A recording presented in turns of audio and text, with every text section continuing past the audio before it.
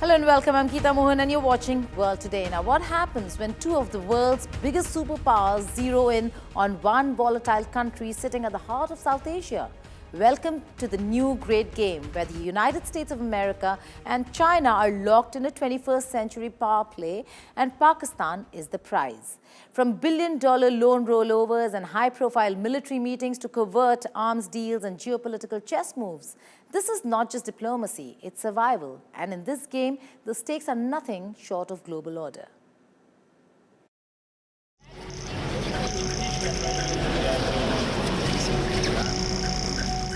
China, according to reports, has just rolled over $3.4 billion in loans to Pakistan, bringing Islamabad's foreign exchange reserves to $14 billion. To most, it looked like routine diplomacy. But dig deeper, there is more to it. It was Beijing's opening gambit in intensifying US-China power struggle, one where control of Pakistan is seen as vital for reshaping the future of the Indo-Pacific, Central Asia and the broader Islamic world. Pakistan is more than just a neighbor to India. It is a pivot, a launchpad, a chessboard of corridors, pipelines and military alliances. But for China, Pakistan is the corridor to the Arabian Sea, a way out of the Malacca Strait. The China-Pakistan Economic Corridor, or CPEC, allows Chinese goods and oil to bypass checkpoints controlled by the US Navy. For the US, Pakistan is a security lever, next to Iran, adjacent to Afghanistan, and tightly linked to both the Taliban and Saudi Arabia. It is the only Muslim nuclear power and the only country that has been both an American ally, sometimes simultaneously. China has pumped over $62 billion into Pakistan since 2018, building highways, power plants, railway lines and most crucially, developing Gwadar port. It gives Beijing a direct sea outlet to oil-rich West Asia and a future naval outpost to project power in the Indian Ocean. June 2025, President Donald Trump hosted Pakistan's Army Chief, Field Marshal Asim Munir for the lunch at the White House. That is not just for optics, it is symbolism. In Pakistan's military-dominated political system, being seen as the highest table of power in Washington is like winning the geopolitical lottery. Both countries want to be seen as Pakistan's primary military benefactor, but for different reasons. China wants long-term alignment, the US wants tactical access, and to ensure Pakistan doesn't drift entirely into Beijing's orbit. For India, CPEC is more than infrastructure, it is provocation. The corridor passes through territory India claims as its own, Pakistan-occupied Kashmir. New Delhi sees a two-front challenge, China in the north, Pakistan in the west, and Chinese-funded military projects tying them together. So when Trump hosts Pakistan's army chief and supplies F-16 upgrades, India sees betrayal. China offers debt relief, ports and long-term partnership. The US offers military prestige, diplomatic reach and market access. But neither can claim victory yet. Because Islamabad is doing what middle powers do best, balancing, hedging, extracting. With Farah Khan, Bureau Report. Michael Kugelman joins me from Washington, D.C. He's Senior Fellow Asia Pacific Foundation. Michael, thank you so much for doing this. Let's begin with the fact that here is a new $3.4 billion rollover that China has announced for Pakistan. And we do understand the importance of Pakistan for China, but there's also an increasing engagement between Washington, D.C. and Islamabad, or we can also say Rawalpindi. Why is that? Yeah, we know that so many Pakistan watchers in Washington and beyond are still trying to get a sense as to what's going on here. And I think that what it really comes down to is that Pakistan, its civilian and its military leadership, have been very successful at getting the attention of this Trump administration, which is, of course, a very unconventional and unorthodox administration, particularly in terms of how it looks at foreign policy and in terms of how it looks at relations with allies and partners. So what Pakistan has done is it has appealed to this administration by tapping into the most pressing interest, the most passionate interest that this administration has when it comes to foreign affairs, and that includes things like critical minerals. as well as cryptocurrency. So Pakistan had this major investment forum in Pakistan a few weeks ago focused on critical minerals, and it got a senior US government presence there.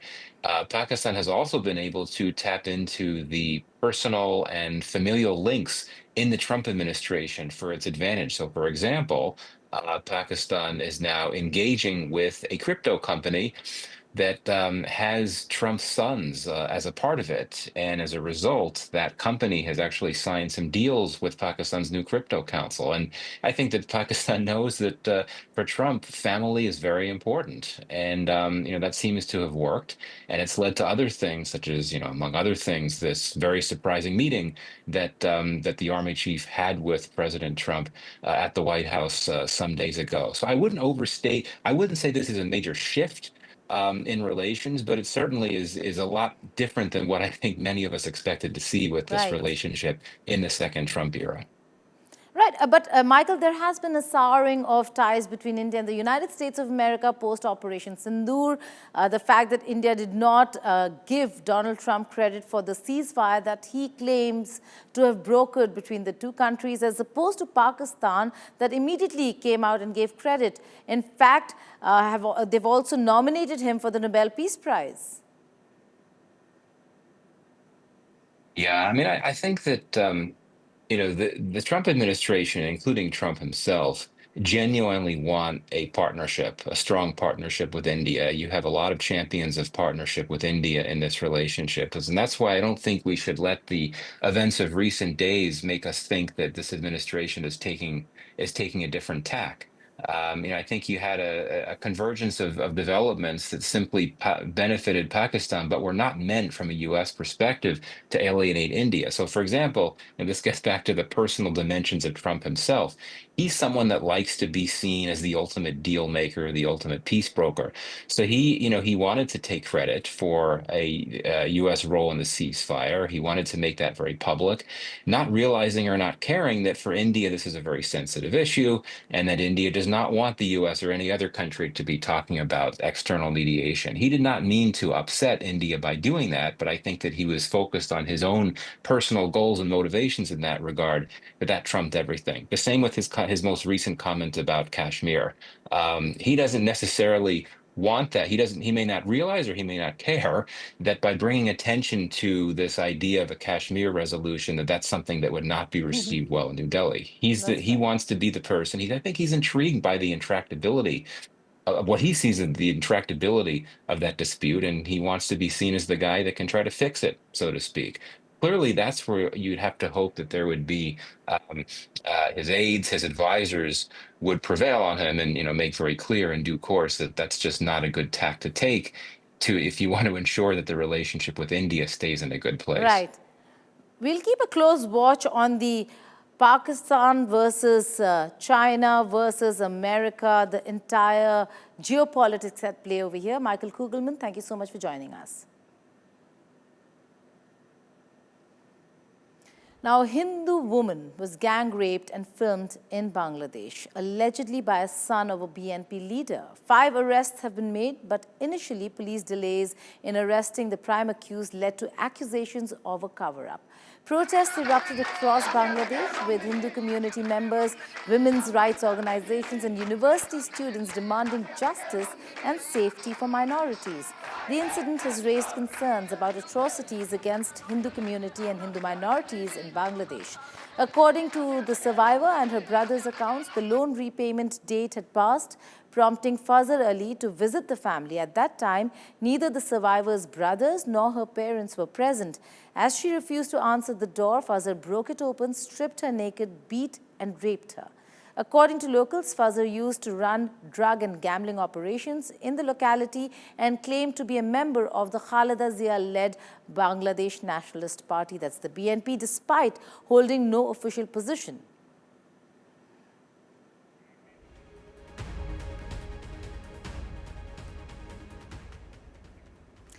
TikTok's time in America seems to have come to an end. President Donald Trump said he has a group of very wealthy people who could be the future owners of TikTok, with TikTok being seen as a threat to America's security. It is to be seen whether the app, which according to Trump helped him win the 2024 presidential elections, can pass the test and continue to top the charts of American apps.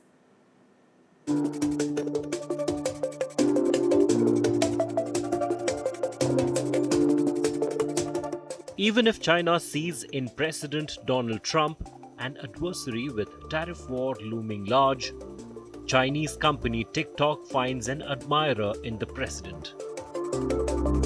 The US president, during an interview, said that he has a buyer for TikTok, though he will require the approval of the Chinese government. The app has survived a ban so far in the US, even though it is perceived as a threat to national security. No big deal. We have a buyer for TikTok, by the way. I think I'll need probably China approval, and I think President Xi will probably do it. Who's the buyer? I'll tell you in about 2 weeks.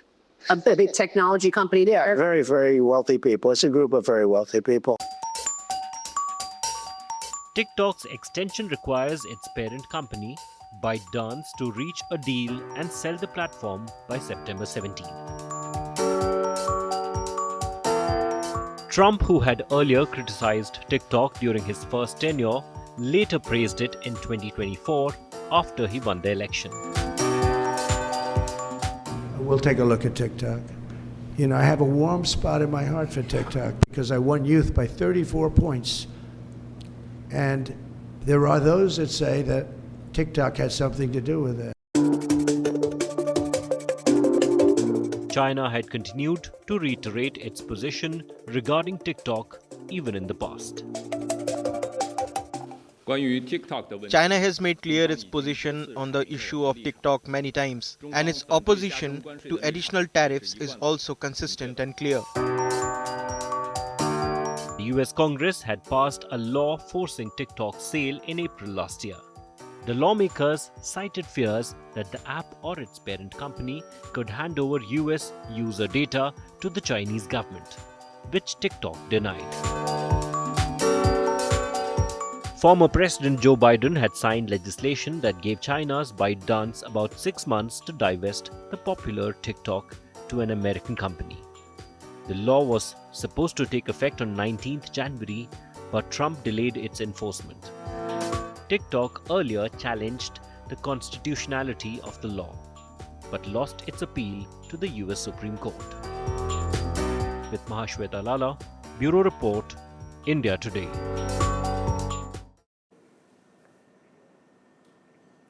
His Holiness the Dalai Lama will address a major 3-day gathering of Buddhist religious figures this week ahead of his 90th birthday. This event is also seen by many of his followers as the pivotal moment when the Tibetan spiritual leader will share details about his succession.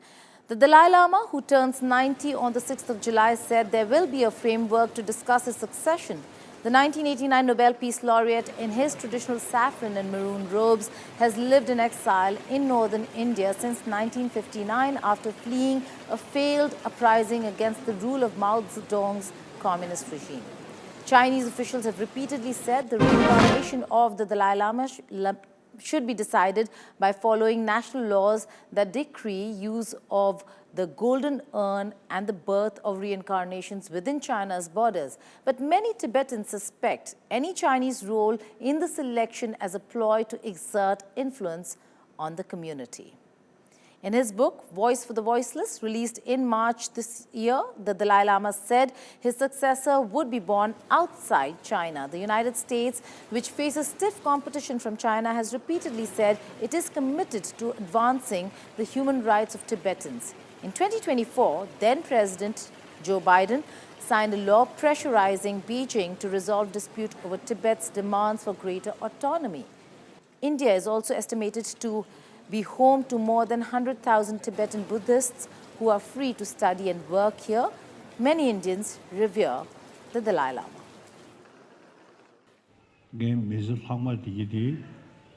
The rest of my life I will dedicate for the benefit of others, as much as possible, as extensive as possible. There will be some kind of a framework within which we can talk about the continuation of the institution of the Dalai Lamas.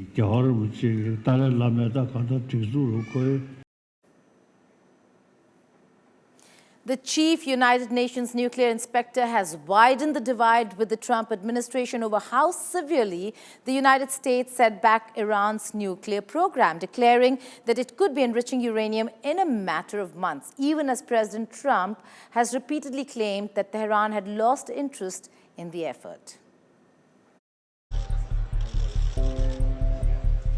Head of the UN nuclear watchdog, Rafael Grossi, in a recent statement warned that Iran could begin enriching uranium again within few months.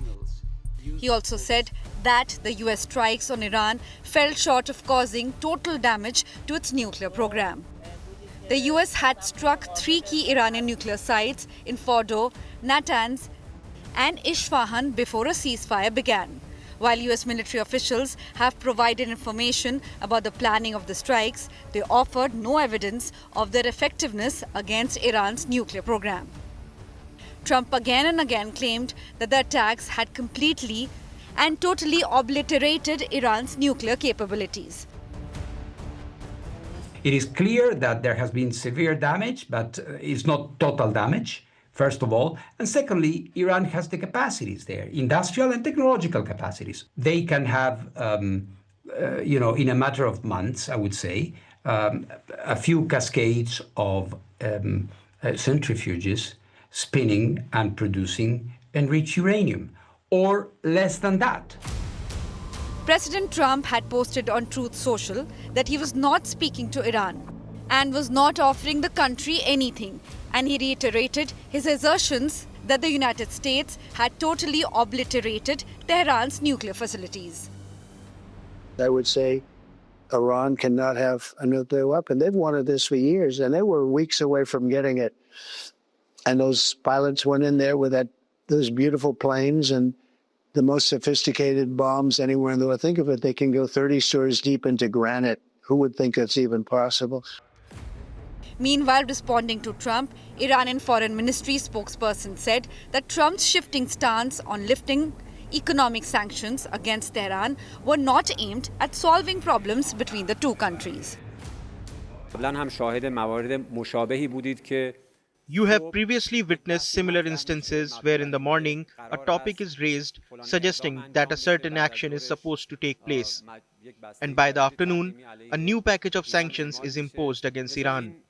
Therefore, these fluctuations and repeated changes in positions, which we have observed over the last 3 to 4 months as a consistent pattern in US behavior, are in no way reliable or trustworthy. These developments should be seen as part of psychological and media games, rather than serious statements aimed at negotiation or resolving issues.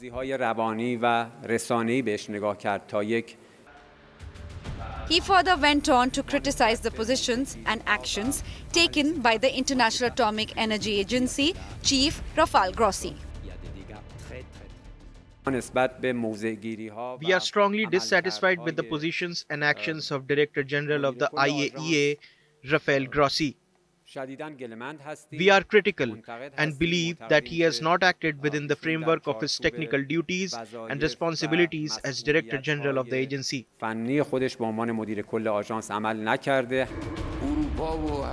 While Iran has insisted its nuclear program is for peaceful purposes, Western powers remain skeptical. With Neha Kumari, Bureau Report, India Today. Now, it was the wedding the internet couldn't stop buzzing about. Jeff Bezos tied the knot in Venice, but it was Sanchez who truly stole the spotlight. From vintage McQueen to custom Versace, the bride turned every moment into a fashion headline. And yes, even the pajama party came with a touch of red carpet glam. Take a look.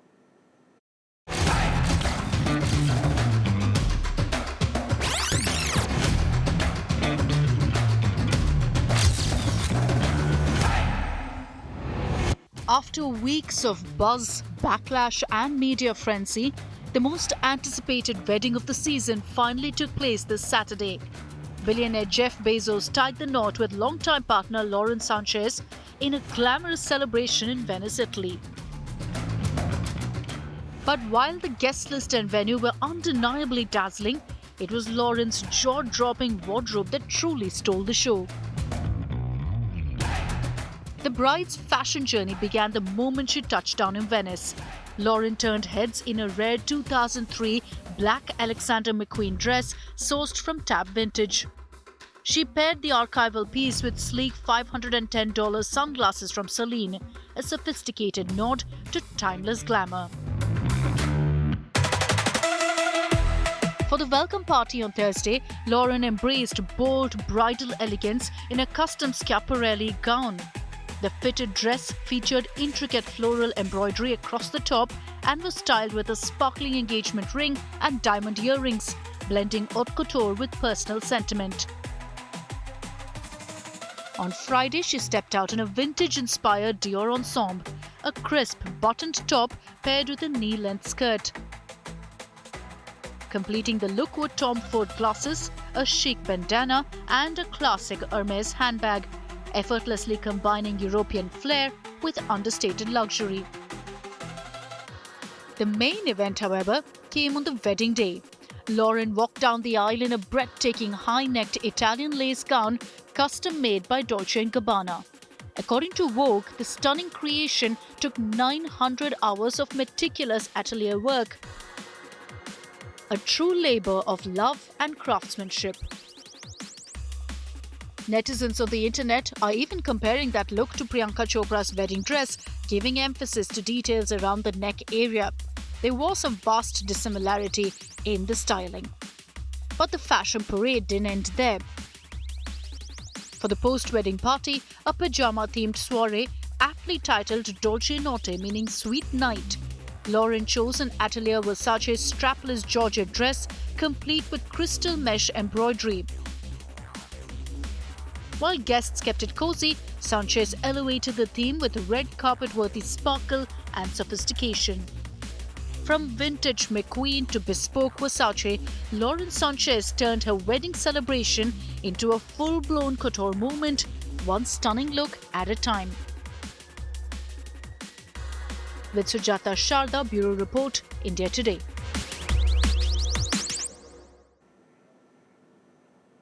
Now, what started as a regular concert night in Houston quickly turned into a tense moment when Beyonce got stuck mid-air during her performance. The singer was performing 16 carriages while sitting on a flying car prop that suddenly tilted, leaving her dangling and holding on tightly. Get her down. I knew I didn't trust that car. Oh my God. I knew I didn't trust that car.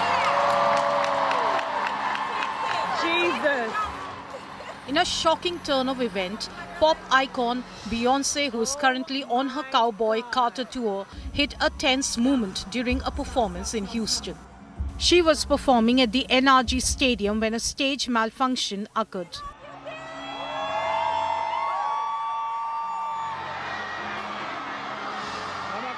As seen in a viral social media clip, the car prop experienced a sudden slant movement at a sharp angle.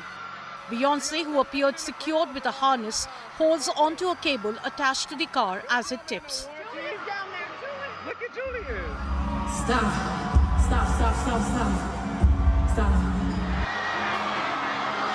Oh my gosh, y'all. Y'all witnessing. Make sure y'all screenshot. Fans were shocked as the car swayed.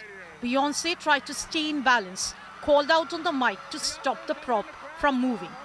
The crowd began shouting too, asking the crew to help her immediately. If I fall, I know y'all catch me. Exactly. Despite the scary situation, Beyonce kept her cool. She was seen smiling nervously while gripping the edge of the tilted car. While Beyonce's company called it a technical mishap, fans are questioning the company over Beyonce's safety.